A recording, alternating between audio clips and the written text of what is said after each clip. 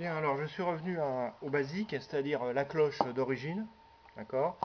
Donc là j'ai mis une jolie ouverture pour qu'on voit le mouvement de la turbine. J'ai modifié le fond de tout enlever et d'étanchéifier afin que le flux puisse sortir uniquement par ce trou là.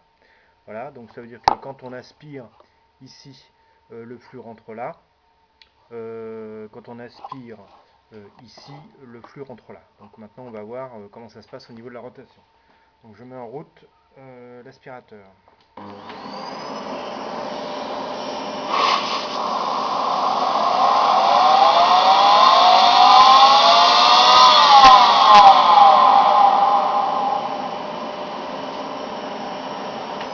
Donc là la rotation se fait dans ce sens-là, hein, dans le sens anti-horaire quand on regarde la cloche. Voilà. Maintenant je vais faire la même expérience mais avec l'aspirateur dans le fond.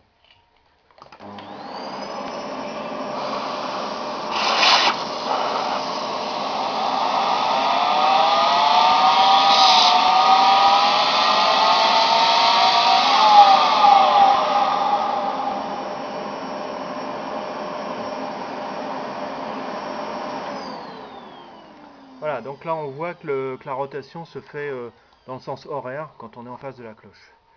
Donc là l'aspiration que je fais au fond est totalement, comment dirais-je, se retrouve totalement en entrée.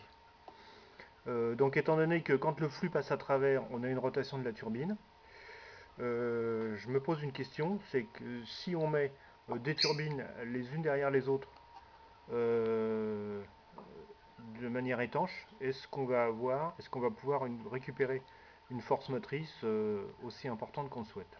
Question.